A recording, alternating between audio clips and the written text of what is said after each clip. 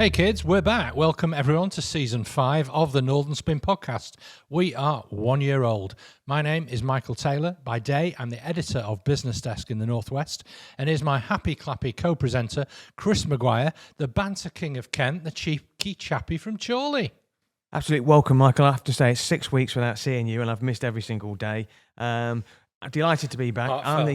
Heartfelt. I'm the executive editor of Business Cloud and Tech Blast. Really proud, actually, to have clocked up our first year. It's strange to think that when we had our first ever episode of Northern Spin, Liz Truss was the newly crowned Prime Minister. But I genuinely believe we haven't even scratched the surface for Northern Spin. But we have got a very, very, very special guest today, and I need you to introduce him. Yeah, a big Northern Spin welcome today to Joshi Herrmann of The Mill. Joshi, hi. Hi, thank you for having me on. Not at all. As well as slotting into the normal format of Northern Spin, Yoshi's also going to be telling us about the investment of £350,000 in a big fundraising. I think they call it a funding round these days in Techland, but we'll defer to Mr. Maguire on that one. Chris, what else are we going to be talking about on the pod today? Well, given the fact that we missed... We were obviously away in August because it's the recess at Parliament, so we decided we were going to go away. We're going to do a recap in terms of the summer from the perspective of the Tories and Labour. I'll take the Tories, even though I don't really want to. You'll do Labour. I'll do the Tories as well. Yeah, then we're going to look into our crystal ball and we're going to see what's on the horizon. Now, obviously, we get these things with boxing matches where you get these big build-ups. There's a big fight of the weekend with... it was with Chris Eubanks, wasn't it? Chris Eubanks Jr. So if I had to describe Rishi Sunak versus Keir Starmer's performance this summer in the context of a boxing match, I would describe it like this, okay? In the blue corner, we've got Rishi Sunak, the king of the Kashmir jumper, and still looking for his first win of any kind, versus in the red corner, we've got Keir, the U-turn Starmer, a man who won't throw any punches and is so scared of losing the election, he doesn't do anything. Now, am I being fair there, Michael? Yes, but only to a very small point. I think we've used the Ming vase over the polished floor metaphor quite a lot on this show. I think Labour are being cautious, but I think they've also had quite a lot to say.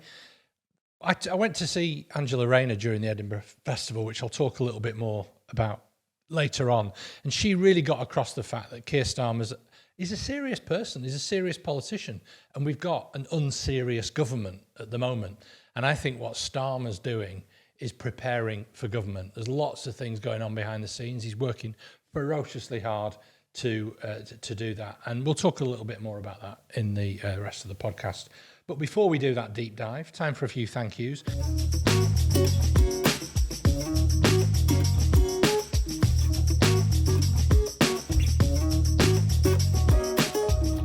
This is season 5 of the Northern Spin podcast. We simply couldn't do it without our production company, What Media, who expertly produce this podcast every single week. They're the kings of video content creation, and they turn our weekly ramblings into the hit weekly podcast and YouTube show that is Northern Spin. Absolutely, massive thanks to What Media. I know they've been counting down the days till they saw me and you again. I'd like to thank our sponsors as well. I'm wearing a FI Real Estate Management gilet. So, Chris, may I say it's very Alan Partridge? It's well, I'll take that as a compliment. It's Alan Partridge at Tony Hare's funeral look that you're rocking there, I think. And you're wearing your John Travolta white T-shirt look today. So no, thank you very much for that. So FI Real Estate Management is not your traditional property company, founded in 1982 and managing assets totaling more than £1 billion. FI Real Estate Management pride themselves on going on the journey with their tenants. They operate UK-wide, but they're currently building a new £100 million industrial and commercial park at Botany Bay in Chorley in Lancashire. FI Real Estate Management, the property company with personality that you can trust.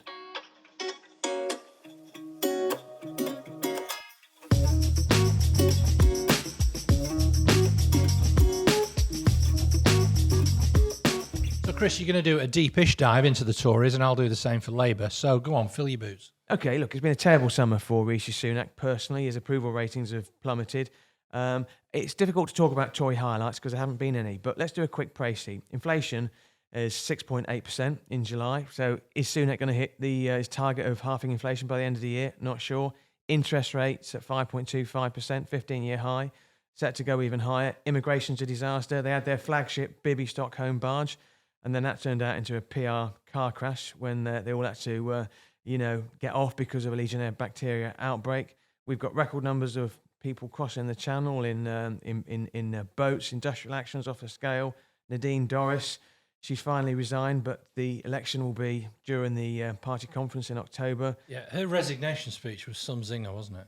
Yeah, I think the A thing letter is, in the mail. people don't. Well, the fact that she actually announced her resignation to the Daily Mail tells you everything that you need to know. A lot of people talk about this reshuffle. I mean, just for the full disclosure, we're recording this on Monday, and the Labour Party is set to announce a reshuffle later today. But last week, Rishi Sunak did a low-key reshuffle when he replaced Ben Wallace with Grant Shapps as Secretary of State for Defence. The one to keep an eye out on is Claire Coutinho, 38-year-old loyalist, appointed state. She's the Minister of State for the Energy and Net Zero. The one that I thought was really interesting is, I don't know what your thoughts are on this, there was a reshuffle at the back office at number 10. Amber de Botton resigned as Sunak's Director of Communication following the appointment of Jamie Najusku Goodwin as number 10's Director of Strategy, previously the Chief Exec of UK Music. A lot of people think this is a move towards the election and creating a new strategy because they're 20 points behind in the polls. What would your thoughts be on that? Yeah, I think they're obviously trying to shuffle the deck a little bit and work behind the scenes to improve their game, because it has been, as we've discussed on this podcast and many other people have discussed, been absolutely terrible. You know, all the things that you've mentioned so far were Sunak's own measures about what he'd achieve, his 5 key points, and he seems to have singularly failed on each and every one of them. And then the big issue that's dominated, they've tried to have these special grid weeks, haven't they, where they focus on a particular issue, and they've all blown up in their faces. The latest one, as we're going back to school, is a lot of schools can't open because of this concrete issue. And there we have supposedly the rising star of the Tory party, Gillian Keegan, has gone missing. Yeah, she was on the news this morning, but absolutely, yeah. I mean, she should have been front and centre of this. And Piers Morgan called it out yesterday, on Laura Kuenssberg's show. Where is Gillian Keegan? So now what you're hearing is what you've got with Rishi Sunak. He was seen as a safe pair of hands after the absolute nightmare of Liz Truss and Kwasi Kwarteng.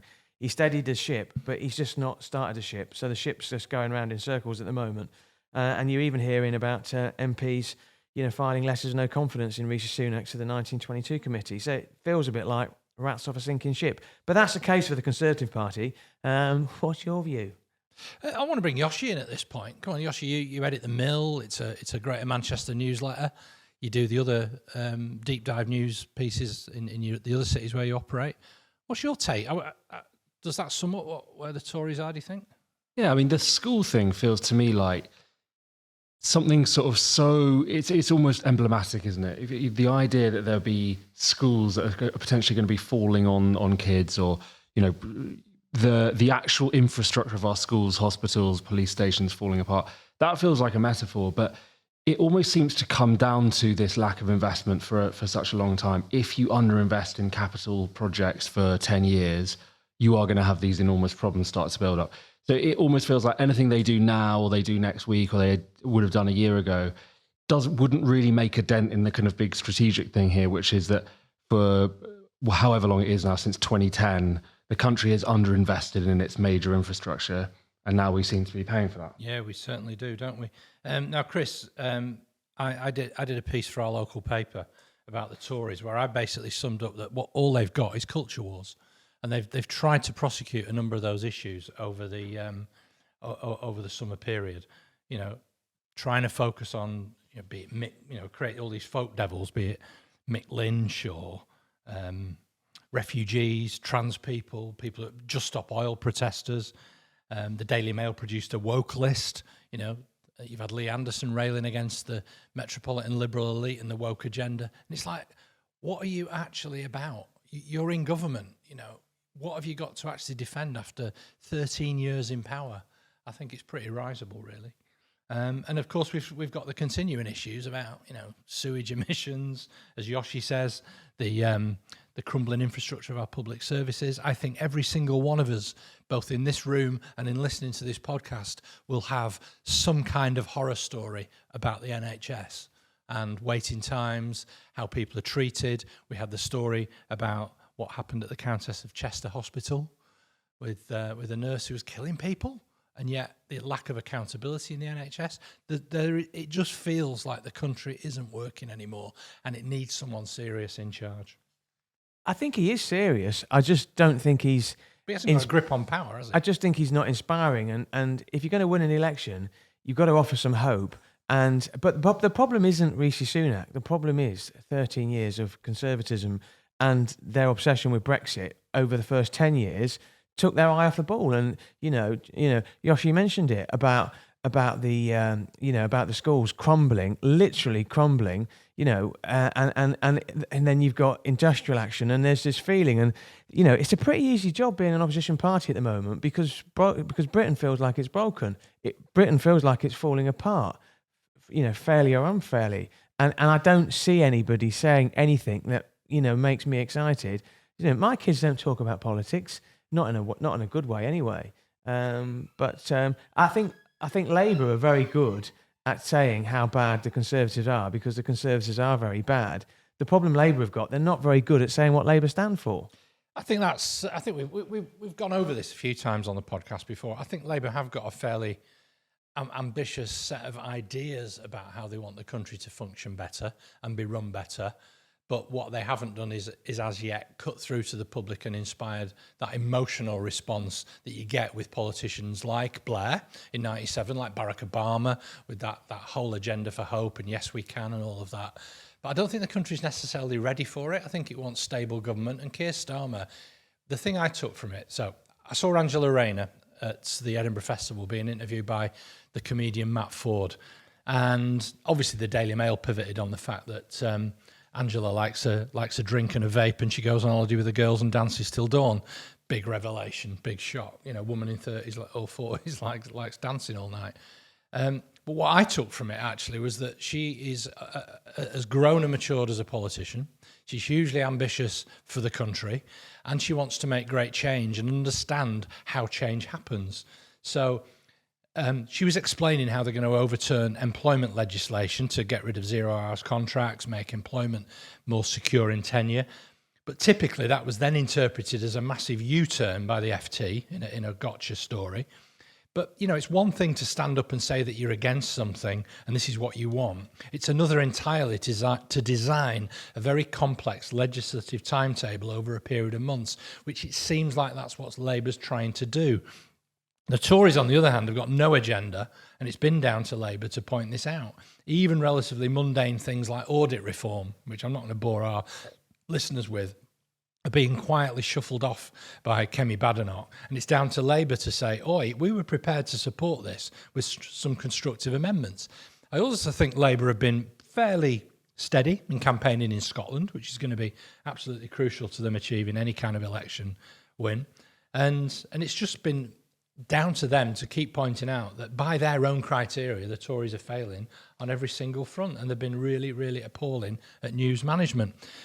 The reason I mention all of that is because we saw the reaction when ill-thought-through slogans were implemented as policies by Liz Truss and Kwasi Kwarteng this time last year. And that's ultimately what Labour want to avoid. They want to be ready and prepared and hit the ground running. I'll give some feedback in terms of Labour, and then I'd like to get Yoshi's view in terms of the mill and how much of your stuff and how much of your deep dive investigations are geared around politics and the reaction that you get as well. But, I look at Labour, and as I say, I'm not here, well, I suppose I am here to try and defend the Tories. It's impossible to do so. Keir Starmer has done nothing, in my view. No significant policy announcement. We speak about it. You've spoken about the Ming vase analogy already. Big front page story in today's Daily Mail Monday to say Keir Starmer will not increase income tax for working people. Wow, we are paying a record level of tax, and Keir Starmer's headline is we're not going to increase income tax. Andy Burnham's described Labour's two-child policy as immoral. His words, not mine. Shadow Chancellor Rachel Reeves has ruled out any version of a wealth tax. Hold on, Chris. It's not Labour's two-child policy. It's the Tories' two-child policy. But Labour won't reverse it. No. No. If you remember, we had Andy in this studio, and we talked about this when we had him as a guest on the podcast, and we discussed why couldn't Labour just say we would never have introduced this. It's not about that they immorally want to punish families who have more than 2 children. It's that they haven't got the capacity or are prepared to commit to reversing these Tory policies. Angela Rayner said it's immoral. I think if you push Keir Starmer, he'd say we'd never introduce something like this. I think it's unfair to say it's a Labour policy that's immoral. Shadow Chancellor Rachel Reeves ruled out any version of a wealth tax on the richest in society. Should Labour win the next general election? Labour find it very easy to criticise the Tories over the dodgy concrete, quite rightly, but won't commit to rebuilding the condemned schools if they get power, because they have to be seen as being economically and fiscally responsible. The rumours of a reshuffle today, speculation is at least Andy and Jim McMahon could be demoted. Question marks over what role Angela Rayner's going to have going forward. If I was giving the Tories a rating for their summer, I'd give them a D-, but I'd only give Labour a C+. What do you think in terms of, Joshi, when you do your stories with the Mill and you're choosing what stories to go on, how big is politics in the Mill for those people who maybe don't subscribe to the Mill? Yeah, it's interesting actually, because I think a lot of people, when they think of local news, they think of local politics, council stuff, etc. We actually try to be a bit more balanced, because we feel like if you just give people council stories every day, planning this and council that and whatever, that isn't the kind of mix that people want. So what we try to do is, like, every few weeks we'll come at a politics issue, but hopefully from an angle that people haven't really thought about before. Our whole model in the Mill is to do like long reads and in-depth stories. So we won't do the kind of incremental day-to-day stuff. We'll try to do we've spoken to 8 or 9 different people and here's what's really going on. That's kind of that's our approach to politics. I think people want politics in their life, but I don't think they want to be hit over the head with politics every single day. And that kind of informs our editorial approach. Yeah, and when you get you look at your traffic, do you find a political story would maybe get more traction than a business story? Actually, no. So if you look at the Mill, we don't look at traffic much. We tend to look at how many new paid subscribers have we got, because we're all about paid subscribers. If you look at the stories with the most paid subscribers, they're often not about politics, actually. So a big one earlier this year that got us loads of new subscribers when we reported on a hospitality story about, a hospitality business not paying its staff properly and that kind of thing. When we get a story that sort of takes someone behind the curtains, that shows people what's really going on behind the scenes in a story in Manchester, tends to be what drives paid subscribers rather than a politics. And we've had some. I wrote a long read about Sir Richard Lees that did well, and we've done some stuff on the sort of internal dynamics within Manchester City Council that's done well. We did a lot on Oldham, actually. It's interesting what you say about Jim McMahon. I'm not sure Jim McMahon should be anywhere near a front bench of government, given the way he dealt with these kind of like rumours and allegations about paedophile rings and all that kind of thing in Oldham, which had no basis in fact, but which were really badly handled by the council and by McMahon. So wouldn't be... When he was leader of Oldham Council. When he was leader of Oldham Council, he's obviously been the MP since. I think he's been pretty weak and incoherent on that issue, so I wouldn't particularly want him in the cabinet. But yeah, we've done a lot of stuff on Oldham politics because it's had all these strange sort of allegations and dynamics. And Stockport politics as well, of course. We've done quite a bit on Stockport, because Stockport's been interesting. Obviously, it's kind of a bit of a swing area now at general elections, at council elections. So we dip into politics, but we try not to give people politics every single day. That's what we try and do in terms of Northern Spin as well. Yes, it's a political podcast, but we do try and shine a light on it and actually make it understandable. Because it's our first show back after the summer away, what we're going to do now, and we're just going to pick on certain stories that we think are going to be interesting. So if you want to mark your card in terms of politically what's going to happen, when we look on the horizon, what things do we think could move the dial slightly? I mean, I think Rishi Sunak, every time there was a negative headline about Boris Johnson, he'd go to the Ukraine, wouldn't he? So Rishi Sunak's going to be going to the G20 in India. Much is being made of his heritage. He's expecting to be mobbed and treated as a hero there as well. Bigger question is, can he come back with a trade deal? What would your advice be to Rishi Sunak, Michael, if you found yourself encamped in his number 10, and given the fact they are going through advisors like confetti, it can't be long before you get the call. What, on the trade deal with a trade deal with India? Well, I think Rishi's trying to present himself as a serious politician. He's trying to actually recognise domestically he's struggling, and I think he's going to try and make a lot of capital out of Look the like G20. A statesman on the world stage, you mean? Yeah, absolutely, yeah. Yeah, I think that always works for politicians, but only to a certain extent. I think what's going to happen is he's going to stand up at the press conference announcing some sort of trade deal in India, probably alongside, Prime Minister Modi or something like that. And the first question is going to be some gaffe that Grant Shapps has committed on the Today programme that morning. Unfortunately, he's absolutely a prisoner of the domestic agenda, and that's going to follow him all around the world. I just think he's got that kind of slow smell of kind of a rotting government about him, unfortunately. You do get the impression it's death by 1,000 cuts, and then whatever he says is going to be superseded by something that's happening domestically. This time last year, you were absolutely cock a hoop because you went to the Labour conference in Liverpool. They're Not back quite there. this time last year. No, it was October. Yeah, it was October. And they're back in Liverpool this year. I mean, the Manchester is going to host the Conservative Party conference October the 1st to the 4th. This will be Sunak's first, possibly only, party conference as leader. I actually think it's quite interesting that Grant Shapps has been, unveiled as a defence secretary. Bearing in mind, he was the one who killed off the last prime minister at the last, election when he pulled out his list of people who are going to vote for him and against. How important do you think these two party conferences are going to be to shaping the Labour and the Conservative agenda moving forward? It depends if Rishi Sunak's team have got the Velcro out for the sign behind him, and make sure he's got a glass of water on hand if he has a coughing fit. Remember Theresa May doing that at Tory conference in Manchester? Theresa May, how many prime ministers ago was she? Well, she just brought out a book, of course. Indeed. The Tories in Manchester. I used to be quite excited about that. I used to think, great, we've got the party of government, they were the party of government, coming to the city, having all these discussions about, the sort of marketplace of ideas. The city comes alive with, different events going on around town. I don't think that's the case anymore, is it? It's just like this hermetically sealed. What do you think, Joshi? Tories coming to Manchester, is it good for the city? Yeah, I'm sure it's good on sort of an economic level, but there doesn't seem to be that much sort of connection, does there, between the world of people who work in the Tory party, Tory advisors, Tory journalists, and Manchester. There's not much sort of cultural crossover there. And therefore, I think you're right, it sort of does happen in a bit of a vacuum here. Yeah, probably it's the same for any other conference, whether it's the international veterinarians or whoever coming to town. They do tend to just operate. I'm sure people from Manchester Central, or GMEX as it's more commonly known, will say that yes, it has a great economic impact in the city for the amount of money that's spent. Same in Liverpool with Labour going there. Obviously, Liverpool's a bit more of a Labour city that will welcome them in. But that's the point, though, isn't it? That's the point, is that, Liverpool and Labour are inextricably linked, whereas Manchester and the Conservatives aren't. There was this talk a few years ago, the Northern Powerhouse. It sort of made sense, didn't it, to have it in the north? When Boris famously won, the general election in 2019, the following day, he's at the Science Museum, talking about the Northern Powerhouse and this, that, and the other. Well, that train, pardon the pun, has left the station. Actually, it probably hasn't left the station because it's been delayed.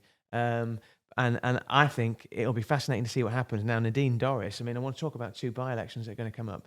Nadine Dorries, Mid-Bedfordshire, she's timed this perfectly for the launch of her next book, and also the fact that she knows that the Mid-Bedfordshire by-election is going to take place in and around the time of the party conference. That's going to be huge, because if they lose that with a 24,000 seat majority, where do the Conservatives go after that? I don't know. I don't think they will lose it. I think they'll hold it. Didn't you? And from a Labour's perspective, the big one's going to be the other by-election in Rutherglen and Hamilton West in Scotland, previously held by Margaret Ferrier. Of course, she famously was the MP who broke the COVID rules. Isn't it amazing that she broke the COVID rules? I think it was, 2-3 years ago, and with now finally having a by-election. If Labour are serious about not only winning the next general election, but getting a sizable majority, they have got to take serious seats in Labour. Yeah. What would be a bad result for Labour? No, Labour are going to win that seat, hands down. I'll have you a small wager on that one. What do you think in terms of, Joshi, in terms of the next general election and what type of general election we're going to have? And the reason I ask that question is I think this is going to be gloves off. I think this is going to be down and dirty. I think it's going to be horrible. I think it's going to be super negative. I think it's going to be fought on social media. I think it's going to be insults, extraordinary. You're going to see that. Don't get me, when you've got a guy like Anderson as the chairman of the party, deputy chairman of the party, it can only go one way. Are you worried about where it's going? Well, one of the things we're looking at locally is what kind of campaigning the party's doing. So who is funding local Facebook pages? What kind of leaflets are going out? We're doing a bit of a monitoring project on that. We're working with Open Democracy, who are a sort of investigative website. Interesting. And we're going to do a bit of reporting with them on that. We're going to ask our readers to send in the sort of leaflets that they're getting through the door, so we could look at who's funding. Is it national funding? Is it local funding? What kind of messages they are, et cetera, et cetera. And fake newspapers. That's actually one of the big things that comes through people's letterboxes now. I think in Greater Manchester, we've got some interesting constituencies in Bury and Bolton and Hayward and Middleton, et cetera. So we will be a bit of an epicenter of this fight. I think on the tone of it, currently, the question that's sort of up for debate when people are deciding who to vote for is the state of the country, right? not just the cost of living, but also the state of our hospitals, now the state of our schools, the state of our infrastructure, really. That seems to be the question. And therefore, that is going to be quite a negative campaign, isn't it? I think what will be interesting at the Labour conference is, do they manage to articulate a more positive and more coherent vision? Because it will only become an election about a sort of a new Britain, about a remaking the country, if Labour can actually articulate a set of ideas that people find compelling, that people find interesting. And so far that they've chosen not to do that. They've chosen to make it a referendum on the state of the country. The state of the country is very poor, and that's been, I think, a very clever strategy. It'd be interesting to see. John McTernan had a column in the FT this weekend where I think he said that Labour have been told that of their slots in their speech, I think 4 out of 5 need to be about their vision rather than about the Tories or something. Yeah. And I think that it'd be interesting to see, do they actually have it in them, intellectually speaking, to come up with a vision that is both coherent but also makes emotional sense to people? I think you're right. I like that analogy, the referendum on the state of the country, that I think Labour will win. I think the next phase will be, well, this is a 2-term, 3-term project. That's when you need the vision. Right, we've gone under the hood of the country. We know what's required. We know how we need to reform the tax base. It's one thing saying, marginal tax rates of 40%, just like little nitpicky things like the child benefit rules, capital gains tax. That's all just tinkering around the edges. What about actually looking at really seriously at taxing wealth? And also how you tax corporations who are making excess profits. So it needs a bit of an overhaul. But again, that takes time. That's not something that you can just stand up in a slogan like Liz Truss and Kwasi Kwarteng did, but it's something that is Labour's agenda for right, now we're going for it. Now we're going for hope. Now we're going for, we can see what needs to be done. Give us the time. We're competent. We're trustworthy. We're honest. We're not this kind of rolling circus that the Tories have become. We're actually serious people. And I think that plays quite well to Keir Starmer's persona. But it's not you have to sometimes step out of the day-to-day grind. And I think that what you've contributed to this discussion today is giving us the kind of the insight to try and do a little bit of that. What say you, Chris Maguire? Well, I was really interested. It's interesting in the sense that I don't think we've stuck to the script at all today, because that's the great thing about having a guest in, is that what you're talking about is doing these partnerships with open data, and you're seeing a lot now of national publications like The Guardian, like the sort of Guardian, are working with investigation bureaus, and they're saying to themselves, actually, and we're going to talk about this in part 3 as well. We're actually saying we can't do this on our own because, with the best will in the world, the mill isn't resourced to the level of the FT, and you know that. So what you have to do is you have to come at it from a different level. And I think what you have in politics is they impose their view on us and expect people to believe it. And we have to challenge that. And we have to say to people, actually, if a Conservative is going to pop through a false newspaper and they're going to use the same masthead as the newspaper in the area and make it look like a false front page, that is misleading. And it has to be called out, of whichever political party as well. I think we've got to stop being treated like mugs. And that's what I find really depressing. And I think it's it's incumbent on you, on me, on Michael, to put our political hue to one side as well and actually say, you know what, okay, what do you stand for? Okay, what do you stand for? Michael, you've been around for a few years, as have I. 57. Absolutely. To be exact. Well, happy birthday, because you had your birthday, I think, during the recess. Do you think this is going to be a dirty election? Yeah, it's going to be horrible. And I think one of the targets of it all is going to be Angela Rayner, who, again, like I said, I saw her at the Edinburgh Fringe doing an interview with Matt Ford. And the Mail did a big gotcha on her kind of holiday habits and the fact that she vapes and all the rest of it, and throws great parties at her house in Ashton, which friends of mine have been to and confirm they are indeed great parties. But it triggered over 4,000 people to add comments on that. So they know that that's the kind of red meat. Bash Angela Rayner, do horrible stories about her, comment on her appearance, her shoes, her Apple AirPods, stuff like that. Some of the comments are also saying, well, good for her and not joining the pile-on. But I think we're going to get a lot more of that, a lot more personal attacks. I think Keir Starmer's record as the Director of Public Prosecutions is going to come in for some, dare I say, unfair scrutiny, because I think he was, he tried to always do the right thing. I think he was a good Director of Public Prosecutions. It's interesting, actually. You asked me about traffic earlier and which stories get the most traffic. One story that does consistently get read, even though it's 3 years old, is an interview I did with Nazir Afzal. who was the chief prosecutor in the Northwest Yeah. during the Rochdale grooming scandal. And there is a whole section of that piece that's really, a few paragraphs really, about Keir Starmer, because Keir Starmer was his boss. And he really says in that, Starmer really backed him to basically reverse the decision that had previously been made and go ahead with prosecuting, a set of the grooming gangs. It was the first big Rochdale grooming trial. And I always see people on Twitter, we often get tweets, someone will say something about Keir Starmer's, time at the Crown Prosecution Service, and then someone else will reply, screenshotting that piece and say, no, well, actually, he did the right thing. Really? But I saw over the weekend they were saying, someone, I think it was a Sunday Times piece, as you said, Tories are going to be going through Starmer's past and, at the CPS and working out, what are good attack lines relating to his time as a prosecutor. So that will get quite ugly. My concern with an ugly election is that on a local level, we don't have that much journalism anymore to check what's really going on. So I looked the other week, 450 journalists are based in the lobby, right? So 450 of the best paid, most experienced journalists in the country are based in one building, effectively, or two buildings in Westminster. Most of politics doesn't happen in that building, though. Most of politics happens on a local level. Certainly most of campaigning in a general election happens at a very, very local level. Very sort of ugly fights to try and win certain constituencies that are marginal. And we don't have that many journalists in those places because local journalism has been cut to the bone, as I'm sure we'll talk about in a bit. So there's just not that much monitoring of what the parties are doing. Are they breaking election spending rules? Are they whipping up sort of racist campaigns? Are they targeting people with unfair allegations, et cetera, et cetera? I think that would be a big area to keep an eye on. I'll tell you what I'll do for you, Joshi, as well, over the next few weeks. I'll gather up my Lib Dem leaflets with their dodgy bar charts that come through my door in the Hazel Grove constituency, which is one of their key target seats. Send them my way. Yes. Right, and on that note, let's go to a quick break.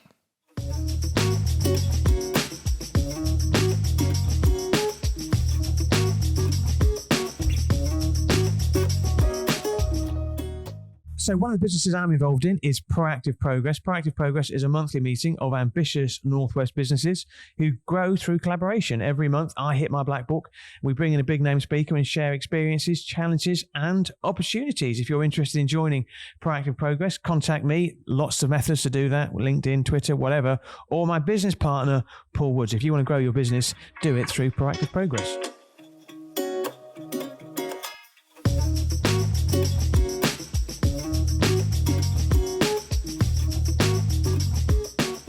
Welcome back to part 2 of episode 1 of season 5 of Northern Spin. I should just say, actually, our last podcast, our interview with Andy Burnham, was our best listened to and downloaded podcast ever in the history of the Northern Spin. But I'm sure this one's going to replace it. We'll beat it. Absolutely. Now, before we go to our regular sections, which is anything to see here, and on manoeuvres, I just wanted to have a quick update, really, on politics across the North. And the one that caught my eye was Andy Burnham. Obviously we interviewed in the last podcast. In terms of what's happened, the petition against ticket office closures, rail ticket office closures, I think has approached 100,000. I think it's about 88,000. I know last week Tracy Brabham, the West Yorkshire Mayor, she dived into it as well. Fascinated to get your view, Michael, on what you think is going to happen there. September, the B network, the buses are going to be introduced across Manchester. Andy Burnham made a big play about that. That's going to be huge. And socially, Andy Burnham appeared at the Edinburgh Fringe Festival. He was asked about his relationship with Keir Starmer and his own political ambitions, something we touched upon as well. He also appeared on stage at Kendal Calling to introduce Stockport's finest, Blossoms, and hung out with Noel Gallagher at the recent concert at Wythenshawe Park. Do you get the impression, Michael, this is going to be a crucial few months for Andy Burnham? I'm not sure, to be honest, Chris. I think it's steady as you go. I think a lot of the attention does frustrate him, as he spoke about when he did our podcast, that it then becomes about him and the psychodrama of Labour. I think he's got a great opportunity at Labour conference to talk about what he's achieved in Greater Manchester and be the spokesperson for the different metro mayors and what they've achieved in government, even speaking up for more devolution and to hold on to what devolution powers have been granted to the metro mayors like him by the Tories and to build on that agenda and to say, this is us in power, look at what we can achieve, and to be the lever of power that a first-term government can use, because they've got the mature infrastructure here in Greater Manchester to achieve a lot of that. I think, we talk a lot about the visibility of politics and change.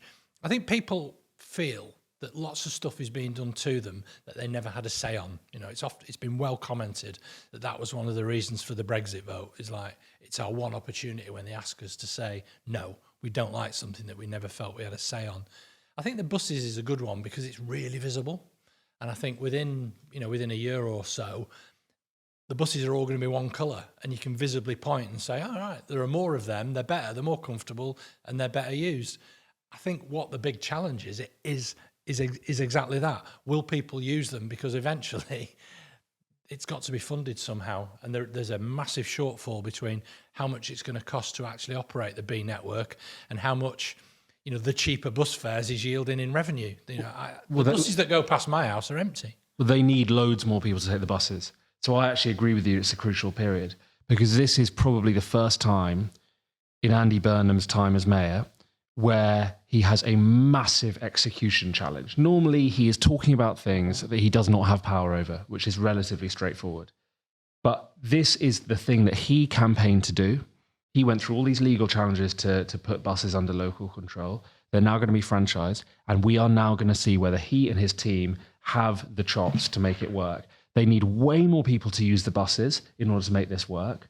They are going to have a problem for the first couple of years that, yes, visually they will look different, but they will not. The problems that we have with our buses at the moment are not going to go away just because they're still going to be run by very similar companies, overseen by the Combined Authority or Transport for Greater Manchester.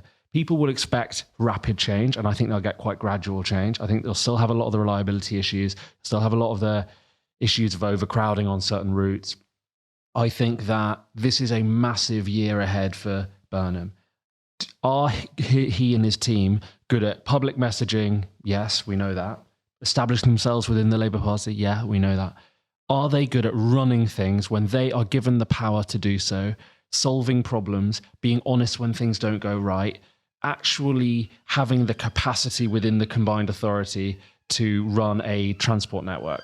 Totally unclear at this point whether that is something that they're good at. I'm almost, listen, I'm going to sound like the Joshi fan club here because you're spot on, because what Labour have been very good at is criticising, but they've not got a lot of evidence to point to say, well, this is what we did and it works. And Andy Burnham's spoken about the ticket office closures in train stations, gathered 100,000 people or 88,000 people to sign against it. However, if it works, you can guarantee that Keir Starmer and Labour will say, well, Labour, a sort of Labour mayor has delivered this for the people of Greater Manchester and it has worked. The optic's going to be really important because it'd be very easy to get a picture of an empty bus and say Andy Burnham's bus initiative isn't working because look, the buses are half empty. It's not going to be an overnight thing, but fundamentally what Andy Burnham is saying is spot on. We need to bring this under the control of the region, and it's almost going to be like a mandate for devolution, isn't it? If this is a success, you could see more power trickling down from Westminster to regions like the North West and Manchester in particular. But I think it's a massive 6 months for Andy Burnham. Yeah, it's an implementation challenge. And generally what Andy Burnham's been really good at is talking about things, positioning, getting people riled up about stuff, building a sort of emotional support for different issues. This is an implementation challenge. I'd like to see how well that goes. This is not going to be fundable in the medium term to long term unless they can turn patronage up, right? Bus patronage is not particularly in a good place at the moment. It needs to be up. This is definitely the right thing for Greater Manchester. I mean, having a locally run system, having it under the control of the Transport for Greater Manchester, we need way better transport if Greater Manchester is going to become more prosperous, going to give more opportunities to people on the edges of Greater Manchester. But they have to execute their plans now. And that's where I think it will be really, really interesting to see. Michael is a fully paid up member and the honorary secretary of the Andy Burnham fan club. So, I mean... No, I'm an independent journalist, Chris. That's a vicious slur. Okay. But the thing is, we both like Andy Burnham. People said to me after the podcast that we did, they said, what's he like? And I said, he comes across really, really well. Even off air, he asks questions about you, that he has an interest in people. He's a real people person. Andy Burnham knows he can't change the trains because that's beyond his control. He's trying his best. Chris, that's the point that we were making both on the podcast that we did with him and also that Yoshi's articulated just now. I think that's one of the dangers that our politics is always down to how people come across in interviews and out what they're like as people. But this is actually about the implementation of policy. And if you like, it's a contrast, isn't it? It's where the Tories ultimately have failed. It doesn't matter whether Rishi Sunak looks good in a cashmere jumper or his hoodie and his burger that he's got all lined out for an Instagram post as he's delivering his budget like he did, or Boris Johnson's kind of bumbling around with his messy hair and all the rest of it. It's actually about changing people's lives as a result of the decisions that you make and the levers that you pull for civil servants and public services to run better. And I think what we're seeing in the next year is going to be the implementation of the B network in Greater Manchester and how that works effectively. The same thing, by the way, will happen with a new skills system. And you think back to a lot of the issues around Greater Manchester Health devolution, which happened when, way before he was even elected. And stuff like, eradicating street homelessness. I still stepped over 2 or 3 people between here and Piccadilly Station this morning who have been sleeping in doorways. It's not been completely eradicated, and but he has got at least attempted to get to grips with an issue and try to make some of the different levers that he pulls work more effectively. Listen, really good conversation. Really good. It's just worth making a point, Joshi, as well, that Michael and I are passionate about making sure that we have a really representative discussion as well. And it would be wrong to give all the credit to the Mill's success to you. Your colleague was going to join us, wasn't she, Molly Simpson? But you decided that she's the reason the Mill's successful and that the Mill can't function without her. Couldn't spare her. Yeah, couldn't spare her on a Monday morning. There's Molly, there's Sophie Atkinson, our senior editor, who's been a massive part of our success. Jack Delanty's been a massive part of success. There's a real little team behind the Mill, and it's most certainly not just me. No, absolutely. This next part is called Anything to See Here. So we look at a couple of stories and then we ask a question, anything to see here. I didn't think the Northern Spin podcast would be talking about the RSPB, but they had to apologise after the conservation charity called Prime Minister Rishi Sunak and several of his ministers liars. In a social media post last week, the charity accused Sunak, levelling up Secretary Michael Gove and Environment Secretary Therese Coffey of saying that they would not weaken environmental protections. It went on to say, and I quote, "And yet that's just what you are doing. You lie and you lie and you lie again." Chief Executive Becky Spate said the charity had been frustrated with plans to scrap water protection restrictions. I mean, Michael, anything to see here? I think it is. It's the frustration of people who see real life as it is, rather than as the way politicians like it to be seen, reacting in the way that human beings do, with absolute frustration and anger. And it's true, they do. They lie and they lie. That's the problem. They expect the courtesy afforded to serious people, and yet they don't behave like serious people because they can contradict themselves. By the way, the RSPB their headquarters is in Sandy Beds, which is in Nadine Dorries' constituency. That sort of insight we provide on this programme, Joshi. I want to come to you on this second Anything to See Here story, because I've wrapped up 2 education stories together. The first relates to the GCSE results a couple of weeks ago and the widening north-south divide. So 28.4% of GCSE entries in London were awarded a grade 7 or above this year. So you go from 1 to 9, 9 being the A star or whatever the equivalent is. That compares with 17.6% of entries in the northeast. So there's a gap of nearly 11% of people getting the top grade 7 and above. Okay, so last year the grade was 10.2 percentage points. So that suggests that the gap is widening.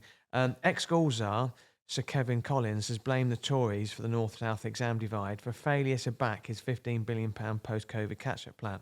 Now, as mentioned at the top of the show, the second education story relates to RAC concrete crisis, which has forced the government to close, I think it's running into hundreds of schools now, over safety fears.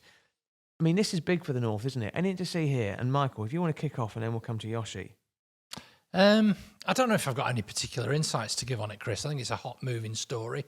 One thing I did notice on the education agenda as well over the A-level results was the Tories wading in once again on attacking universities. Again, full disclosure, I did work in a public affairs role for a local university until 2 years ago, and I think we're going to get used to that. They're just going to be yet another political football in the culture wars.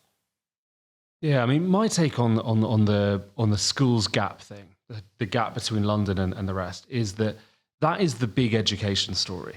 Because if you look at one of the positive things of the Tory years, let's say, is that England's standing in international education league tables has been rising. So reading, writing, that kind of thing. We're actually doing really well on those things. And the debate is, or the question is that because the Conservatives have made good reforms, Michael Gove's reforms, etc.? Or is that because New Labour's massive increase in education spending is now actually paying off? I personally don't know the answer, but I do a bit of work every week at a school. It's called Sackville. It's in Sussex, where I help out as their sort of university helper, really. And I do that a few hours a week, do it over Zoom. They are in a building that was built in the 1960s, and it was supposed to be replaced about 15 years ago. But then the Conservatives came in, they were cutting lots of money after the financial crash, and they cancelled that school renovation. So all of the lessons still take place in very old school buildings. Like, it really is like stepping back in time. So all this stuff about RAC just made me think of that building that I go into occasionally and meet them. It really feels like the walls are super thin. It feels like the building should have been replaced 20 years ago. And I don't think it's great that so many of our kids are taught in those kind of buildings. That's the first thing. On the gap between the North and the South, that's a huge, huge deal. I mean, I think that a lot of the progress that English education has made, I think Welsh and Scottish hasn't been quite as good, has been around this London educational miracle, right? That New Labour made a huge push to improve London schools. London schools used to underperform the national average. Now they massively overperform the national average. We did a big data piece about 2 months ago looking at Greater Manchester schools. How do results compare to London? Lots of boroughs in Greater Manchester used to beat London boroughs that they are now being beaten by. So this is a big deal. Like, this is like, if one of the biggest things we want in society is for kids to be educated better, for people from poorer backgrounds to have a better chance in life. That only happens with good schools. And I think it's a concern that it doesn't look like the North schools have improved anywhere near as much as London's one. No, I think the other thing that's linked to educational performance isn't just on schools. It's actually on the preparedness of children. And if you're a child growing up in poverty, the chances of your preschool education, whether you turn up to school ready at the age of 4, you are already behind if you're undernourished, if you're not being fed, if you're from a poor background, if your parents haven't been educated to a high level. And yet, I think the unsaid thing about the London miracle is the massive population change in London and how London has become a much more professionalised city. I don't know. I think there's a much deeper data dive to look at some of the interpretations of those stats. But I think it's absolutely linked to economic attainment as well as the economic circumstances of somebody's life. We're going to talk about on manoeuvres next. This is the bit where we identify people, or in this case projects actually, that we think people are on manoeuvres. And I'm going to start off with a name. A lot of people will be playing Northern Spin Bingo, saying, when are we going to mention Ben Blocker-Houchin? There it is. He's been very quiet this summer, Ben Blocker-Houchin. So I'm going to kick off with the North of Tyne Mayor, Jamie Driscoll. Now, we've spoken about him before on this pod. He was prevented from standing for the North East mayoral election after sharing a stage with filmmaker Ken Loach, made a lot of news at the time. As a result, he launched a GoFund campaign to raise 150 grand to be able to contest the mayoral election. He said that if we don't raise at least £25,000, I won't stand. He obviously knew he was going to get 25 grand, otherwise he wouldn't have said it, I'm sure. So they're now at £134,000 towards their target of 150 grand. He's quit the Labour Party. He's going to stand as an independent. He's made a lot of noise over the summer. Likely to be a very tasty battle with Labour's candidate, Kim McGuinness. She's been confirmed as a Labour candidate as well. I think this is a question of get your popcorn ready. I think Jamie Driscoll is on manoeuvres. He has to be on manoeuvres. And I think this is a real headache for Keir Starmer moving forward. What do you think, Michael? Well, I think you've skewed the definition of on manoeuvres. I think I normally do, Michael. You know that. Is it an interesting story? Is there anything to see here? I mean, quite clearly he's manoeuvring to be the North East mayor, but it's not strictly what that means. But yeah, it's interesting. I don't think he'll win. I think it could harm Labour's. It could harm Kim McGuinness's authority that she doesn't have as big a vote as, say, Burnham or Tracy Brabin or Steve Rotherham. It could undermine her credibility that she doesn't have a bigger mandate from the public of the North East. I think she'll be okay. I think the Labour machine will be fairly formidable. I don't think he'll win, but no, getting £134,000 towards his 150 grand target is no small achievement. Do you, Joshi, obviously the Mill is very Greater Manchester focused. Do you look beyond the boundaries and do you look at what's happening, say, in the North East with Jamie Driscoll and think to yourself, that is fascinating? Yeah, I think we look at those stories because they tell us something about things that are happening in our own areas. So we've got a newsletter in Liverpool called The Post that people should check out if they live there. And good plug there. Thank you. We should do more of this ourselves. Very organic. And what you have in Liverpool is, again, you have National Labour Party sticking its neck into local selections, even at council level, but also MP level, to try and make sure that the Labour Party soon starts to reflect better what the leadership looks like. So there's a lot of kind of fights between local left-wing Labour people and national, more centrist Labour people. And I think that we have mentioned the Driscoll thing in the context of what's happening in some of these Liverpool ones, because there have been some pretty vicious fights going on in sort of local Labour constituencies. Yeah, good point. And I read a piece at the weekend to say that Keir Starmer's, looking to get rid of about 12 troublesome MPs who he thinks he could be clashing with in the next parliamentary phase should they win the next general election. So the second one I want to give you for on manoeuvres, and once again, Michael will say this isn't really on manoeuvres, but I just think it's fascinating what's happened over the summer. Okay, my mate ULEZ, the ultra low emission zone as well. So obviously there was a big thing made about the fact that Labour didn't win Uxbridge, and the thinking was that it was because of Sadiq Khan, the London Mayor's expansion of the ULEZ policy. Obviously, it's now expanded across the whole of Greater London. If you're driving an old, dirty, pollution-emitting vehicle, you're going to be hit with a £12.50 charge. Tory MP Paul Scully announced that he claimed that the ULEZ cameras are designed to trap cancer patients and visitors to the Royal Marsden Hospital. The Conservative Party candidate, Susan Hall, is trying to make similar noises as well. The Conservative parties are trying to really humanise ULEZ and say, actually, this is going to penalise people who are struggling with the cost of living, etc., etc. And I think this has got real implications for the North as well because of Andy Burnham's Clean Air Zone as well. People are looking at ULEZ and they're saying, actually, this is Labour penalising the motorist. And net zero that can's being kicked down the road. I mean, what do you think about that? You asking me? Well, I'll ask you both, actually, because you're both dressed in white T-shirts. Well, here's my hope. Here's my hunch. When people realise in 6 months' time that their vehicle is not, in fact, in breach of the regulations and they've not been hit with a fine of 50 grand over the course of a year, and all the Tory scare stories haven't, in fact, penalised the vast majority of people, I think this story will die down. What do you think, Joshi? I've been hit with ULEZ several times. Have you? As a driver of a 1991 Mercedes. I'm certainly not within the rules, and every time I go to London with a car, I get hit by it. How much do you have to pay? I think it was £12.50, something like that. And the congestion charge at the same time sometimes. So it's an expensive day out to London. It's interesting with the ULEZ thing. I think it's gone very well for Labour so far until this sort of latest expansion in London.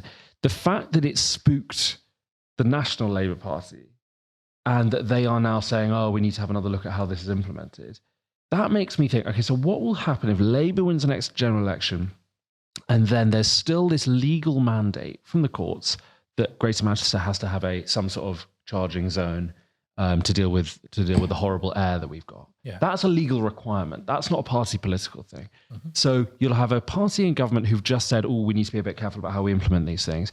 You've got a local Labour mayor who has totally got cold feet on the idea of doing a charging zone, now thinks it can be a non-charging zone, which I cannot understand how that would possibly work.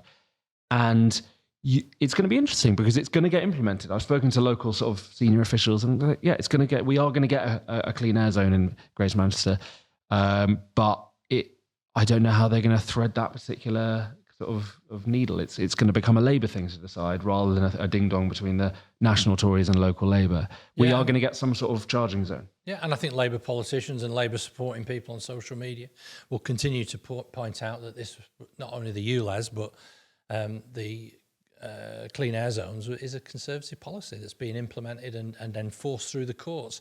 I think the very hard-working words that you, in that sentence, Joshi, if I may say, are some sort of charging zone. I can't imagine for the life of me something that covers the whole of Greater Manchester.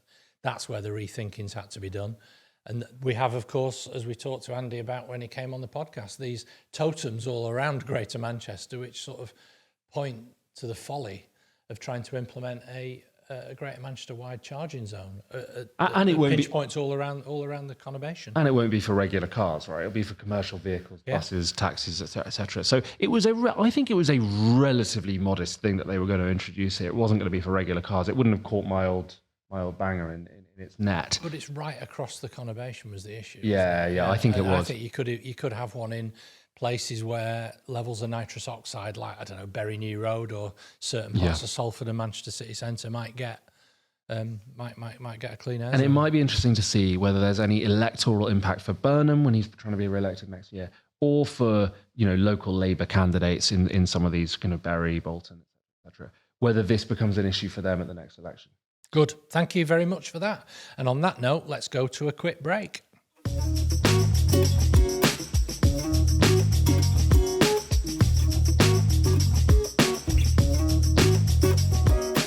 So I've always believed that a vibrant media sits at the heart of any community, and the business community is no different. So if you're in business, then thebusinessdesk.com is for you. We're up with the lark every morning to bring you the day's business news. We have regular events, credible news, and lots and lots of other events to bring people in the business community together. So log on now, thebusinessdesk.com, for all your regional news.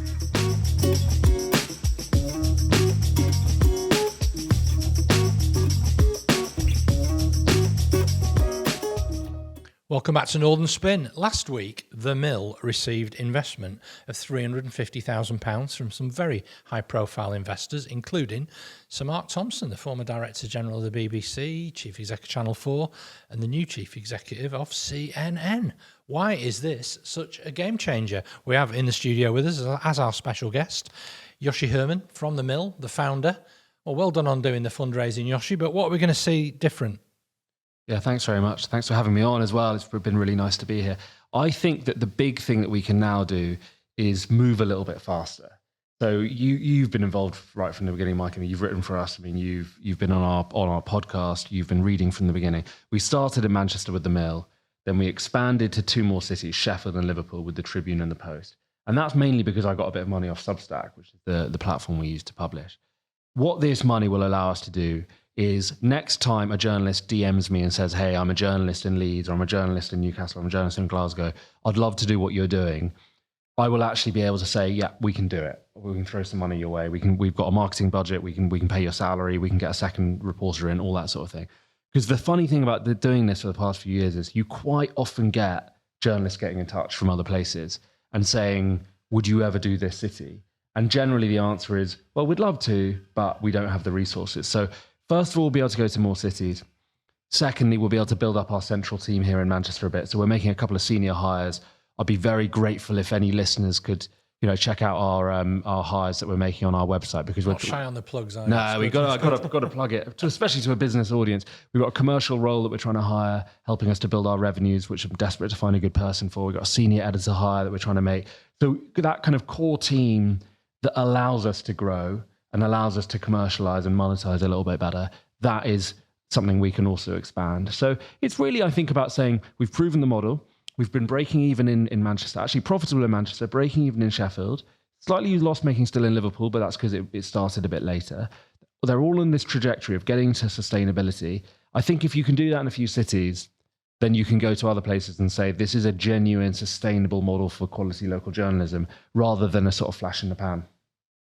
Yeah, I'm a journalist. I'm a journalist to my absolute bones. Right, I absolutely am a newsman first and foremost, as well as being, a co-host of a hugely successful podcast that guests come on to plug their own products.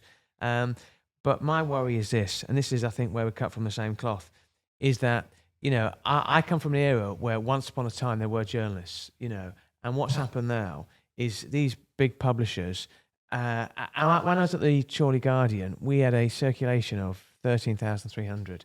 So I joined in 2006, it was 13,100. I managed to get up to 13,003. It doesn't seem like a big increase, but it was against a backdrop of drops. The cost of the cover price went up. So it went up from 50p to 70p while I was there. It's now about £1.20, £1.30, something like that. They've got fewer and fewer journalists. The size of the pagination of the newspaper has dropped. You're seeing every time they need to save money, they cut journalists. You've got whole newsrooms with literally one person in a newsroom. And then what's happening in place of quality journalism where you're holding people to account, you're putting stories on websites, if only to get clickbait as well. So this becomes a race to the bottom.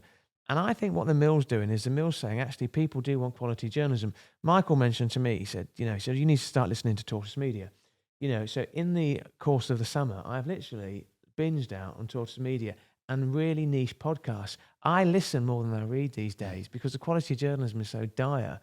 That's where the Mill's coming in. And I think to get somebody of Mark Thompson's standing involved is an acknowledgement that unless he does something, no one's going to hold anyone to account outside of the Westminster bubble. Like you said, 450 people, it's horrendous. Yeah, you got 450 lobby journalists. I'm passionate about this. Michael's telling me to shut up. I'm passionate. No, I wasn't saying you to shut up. I was going to say, let me push back a little bit. But just on the lobby journalist thing, you've got 450 lobby journalists, and you have got dozens, probably hundreds of communities up and down the country who don't have a newspaper anymore.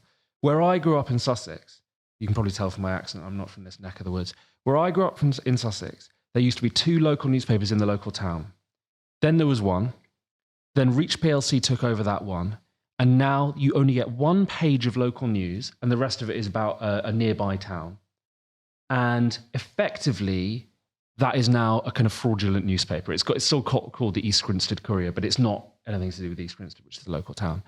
You have got, going back to the 450 lobby journalists, 450 lobby journalists, and you have a city like Manchester where the main newspaper doesn't have a political editor. It does not have a political editor because the political editor left and went to the FT, and the company did not replace her. Why? Probably to save money. You've got places across Greater Manchester that used to have their own political reporters, but now it's the local democracy reporters who've just replaced that. That was not the point of the local democracy reporting scheme when the BBC funded it. It was not supposed to replace journalists. It was supposed to be additive. In fact, these very cynical large companies like Reach PLC have cut roles in order to replace them with these BBC-funded roles. I think what's happening in local journalism is a huge crisis. It's a genuine national disgrace. Big part of our information infrastructure, local news, is being torn apart by very large companies who care a lot about their bottom line and who do not care enough about the communities that they're serving. For a company like that to be so cynical as to not appoint a political editor in Manchester, the second most important city in the country, possibly the most important city, to be fair, is absolutely ridiculous. And we need to have a bit of a sense of alarm about it, I think. Yeah. All I was going to push back on, Joshi, is the idea that there is no journalism going on outside of what you're doing and what certain journalists do within the lobby. I think that does a great disservice to a lot of great things that are going on. And I think your meta-narrative at the top of it is very much, look at us, we're doing real journalism.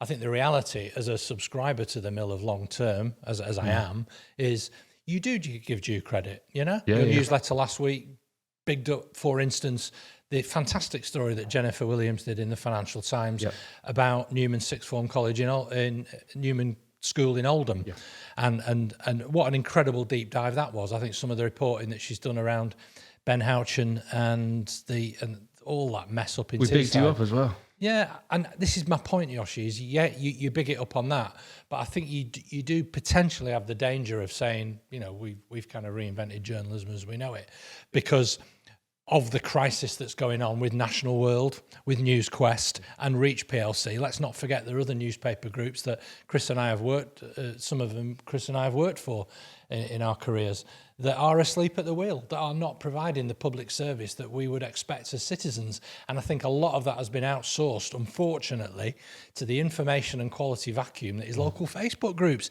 I mean, I don't know if you ever go on a local Facebook group, but my God, I've been told to stay away because it just infuriates me. But quite to the contrary, not only do I not claim to have reinvented local journalism or to say, not only do I not claim that we're the only ones doing it, in every single newsletter we publish, hundreds of newsletters, we always link to good journalism in the MEN, good journalism in the Liverpool Echo, good journalism in the Bolton News, good journalism in the Business Desk, good journalism in the FT. We are constantly linking. I reckon we must have sent out more than a couple of thousand links to good quality journalism happening in these companies that we often criticize. Do they ever do the same back to us? No, I don't think I've ever had a link back from the MEN. So clearly, we are very appreciative of the journalism that is there, but we're also trying to make the point that local readers should not have to wade through dozens of irrelevant articles about celebrities, should not have to close 10 different pop-up ads in order to get local information. That is just, I think that's incontrovertible. And I think that while we give credit to what's happening locally, we have to have a sense of alarm about how bad things have got in terms of these large publishers who are letting go journalists on a regular basis. There have been 2 rounds of redundancies at Reach PLC this year, and they are trying to get the remaining journalists to do lots of SEO content, search content, et cetera, et cetera. The number of journalists in this country at a local level who are given the time to do actual reporting is lower and lower and lower every year, and I think that's a really big problem. Chris, are you hearing the same thing from your contacts? Yeah, I want to sort of come back on that because what you're talking about, sadly, is nothing new. You know, I remember working at Northcliffe and owned by the Daily Mail Group, actually, on a regional level, and they introduced a policy called Aim Higher, and it was actually nicknamed by the staff Aim and Fire, because that's what they were talking about. And the metric they use to compare staff is, right, how many stories has John written and how many stories has Chris written? Okay, well, John's written 10 and Chris only done 1. But hang on a minute, what they don't look at is 9 of those stories from John were press releases. The story from Chris was a 3-week investigation that actually moved the dial. So the metrics they compare it to are completely wrong. You mentioned about the MEN not having a political reporter. The problem political editor. Political editor. The problem is going to be that following Jen Williams is always going to be difficult, but that role would be probably, I'm guessing, a £50,000 role. You look at like the Liverpool Echo, they've got Liam Thorpe, who is a well-respected journalist, politically. And I agree with you. I agree that if you're going to invest in something like that, you've got to have somebody of stature or invest in them. You look at a guy called Rob Parsons. So Rob Parsons does a podcast, Northern Agenda, well-respected, covers the whole of the North. You talk about the fact that, newspapers, they've moved out of areas, then they have one day a week in a chemist or the library, and they say, we've got a presence in Chorley. They haven't. Rob Parsons covers the whole of the North on his Todd. And without Rob, stuff would just disappear. But there's only so much you can do as someone who writes one newsletter about the whole North. Tell you what happens when cities don't have proper politics coverage. Stuff like what happened in Liverpool, right? A huge corruption scandal that involved arrests being made by the police in the council headquarters. That happened, and it had not been picked out by the Liverpool Echo for years. There'd been the odd story about this or that, but it took the police and it took a government inspector to come in to work out that there was alleged corruption. There was stuff about money Stick being... the word alleged in for us. Yeah, let's stick it in. Yeah, money being... we're waiting to see who gets charged, et cetera, et cetera. There have been lots of arrests. There was money being spent on projects that should never have been spent. Massive waste. And that was with a newspaper that did have a political editor. The big thing that I think you said just now that really resonated with me was the press release thing. Yeah. Go on your local newspaper website, wherever you are, listeners across the North. Go on your local newspaper website and click on 10 stories and tell me how many of them are based either on a press release or one thing that someone said on social media. If that number is a significant number out of 10, that is telling you something about the degradation of local news. And when you see a political editor for a city writing up press releases from the local, combined authority or from the local council leader, you have completely devalued that role. So it's not just about having a political editor or not, it's also giving people the time to do the work. I need to make one serious point before we talk rugby league, which is the Liverpool Echo, Liam Thorpe, did the investigation into councillors, Labour councillors, who were basically getting parking fines and actually getting them overwritten. And there was this huge, outrageous scandal. Now, that was only brought to light by Liam Thorpe. And the concern is how many other stories aren't coming to light because there's no checks and balances in place. And that's what happens when you haven't got a robust regional journalism. Well, the massive corruption scandal in Liverpool wasn't brought to light. It wasn't brought to light. I mean, we've got to ask ourselves, how have we got to a place where one of the biggest cities in the country doesn't have the journalistic infrastructure to expose an enormous local government scandal so severe that the government sent in commissioners to take over the council? It's an interesting subject. It's I don't know how we're going to link this sort of segue from that to Salford Red Devils. I'll tell you how we'll do it, Chris. So we were talking about the press release and the single news piece. I decided on the business desk last week to try to do a little bit more, maybe adopt the methodology that the Mill would do to look at what has been going on with Salford Rugby League, the Red Devils. They were 6th in the table before the weekend. They've got a chance to get into the playoffs but broader than that, there's a whole issue around with the stadium. So I thought I'd just kind of reverse back and look at it rather than just report on a couple of comments by Conservative councillor Robin Garrido, who's called in a plan by Socialist Mayor of Salford, Paul Dennett, to effectively take control of the stadium. And I just wanted to provide a bit of context. I mean, that's what old people like me can do. We've been around a long time, to just try and look at the history of a story and the context of it. I'm not going to win any Pulitzer Prizes for that story, but I just tried to, I spoke to the MD of Salford Reds Rugby League. I spoke to Councillor Garrido. I got some great comments that Paul Dennett had already given to I Love Manchester, which is they make a decent stab at doing a certain type of journalism as well. And I guess that's the sort of inspiration and the type of journalism I'd like to do a lot more of, but we don't always have time because we've got a fairly hungry beast to feed every day with our 12 to 16 stories on a newsletter. That's a really interesting point. I was going to mention a quick update in terms of the Labour reshuffle, but there's so much more we could do if you had more time. But the world over could talk about the same issue. I think what the Salford Reds are talking about is really interesting because there's a guy that you'll know him, Oliver Randall, became a director of the holding company that sits behind it. Yeah, I spoke to him as well. Yeah, but they are increasingly turning to us on LinkedIn to try and raise the profile. Yeah. And me and you are both 50-year-old white guys who the reason we launched Northern Spin, which is a year old, is because we don't want to sit on our hands and just cry from the sidelines and complain. We want to do something to try and move the dial for the benefit of the North. We called Angela Rayner. We said what was going to happen, and a quick update is that Lisa Nandy has been replaced by Angela Rayner. She's been appointed Shadow Levelling Up Secretary, as well as a Shadow Deputy Prime Minister as well. Jim McMahon announced he's stepping down as Shadow Environment Secretary, and he's been thanked by Sir Keir Starmer. It's worth making a point, actually, that Jim McMahon said, one of the reasons he's standing down for is because for the benefit of health and his family after coming back from a serious illness. Early this year, he spoke about receiving hospital care for 2 weeks after an infection. And just to put the other side forward, actually, Jim McMahon spoke at a couple of panels that I hosted. He is a really good Oldham MP, in terms of, I think that's where his bread and butter is. I don't think he maybe had the profile or the charisma or the personality to be a really top bench shadow minister. But that's the breaking news. Any thoughts on that about Angela Rayner? Yeah, no, I think that's very much consolidated Angela Rayner's power at the heart of the Labour Party. I think it's an agenda that makes a lot of sense. It's where she's going to have a lot of cut through, despite the Tory attempts to, present her as the fancy shoe-wearing, vaping grandma from Stockport.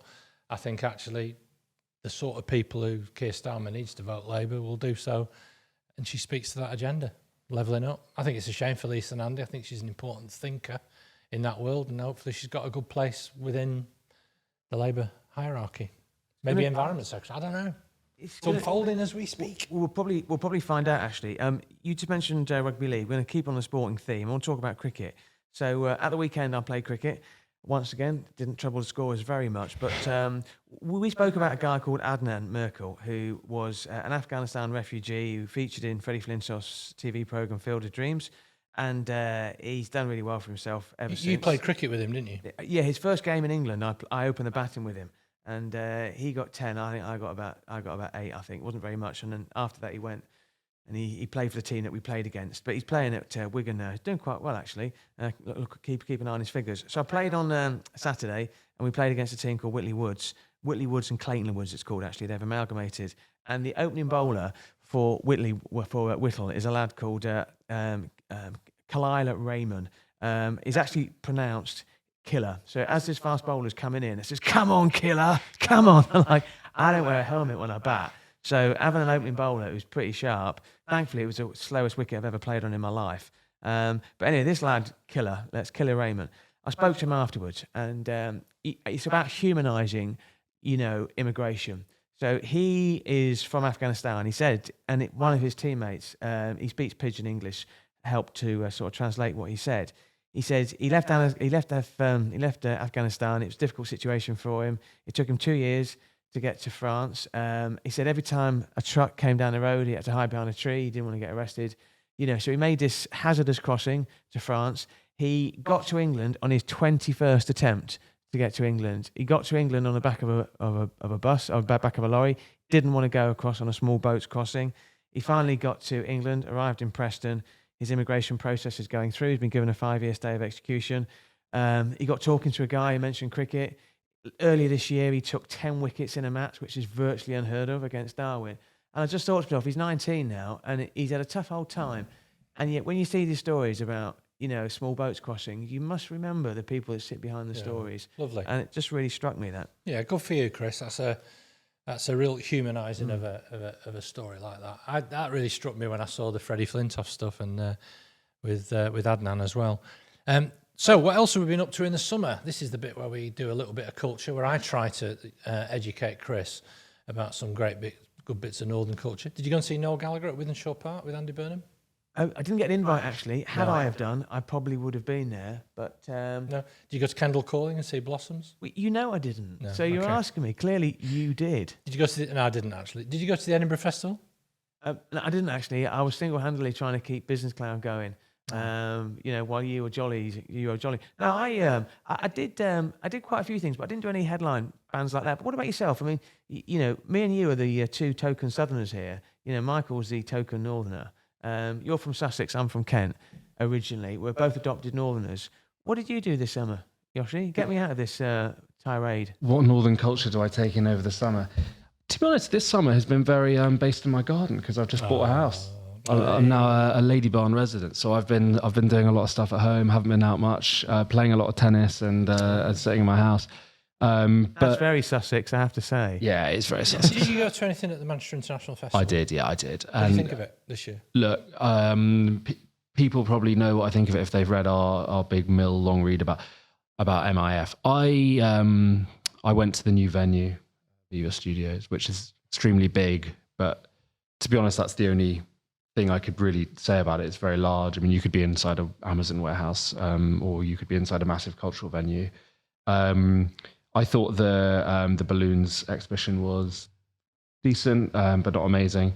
I think the way that they have communicated what it's supposed to be all about, the new venue, is extremely poor. I mean, they have really not come up with a way of talking about it that sounds compelling or interesting. Oh, it's going to be a bit of this, it's going to be a bit of that. Is it going to be for club nights? Oh, yeah, maybe a little bit. I would like to know whether the people behind it actually have a plan for doing it. So that was a little bit of Northern culture I took in. Obviously, I go to the football quite a lot, but I certainly was not with you and Andy Burnham. I didn't go for any of those, by the way. Oh, you didn't? I was just throwing them in as a bit of shade for this. This is how we roll, unfortunately.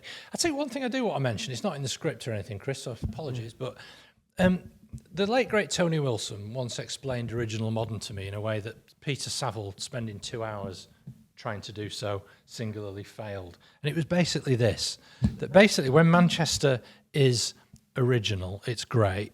And when it does something modern, it's great. And when it does something that is unoriginal, it's rubbish. And that is the essence of the whole original modern brand, and why Manchester shouldn't be copycat in other cities around the world.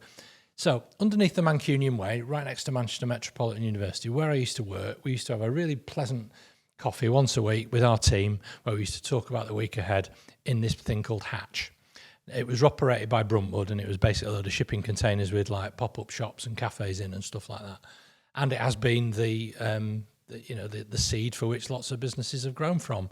Bruntwood have now sold it. This has been a process that's been going on for a couple of years, but they've sold it to a much more established northeast operator called Stack, who are going to be running it, because I think it's an admission that, it was a copy. It's not what Bruntwood do. Bruntwood are a very successful science and technology landlord, but they kind of dip their toe in the water of doing this, and it's not what they're about, and they've moved it on.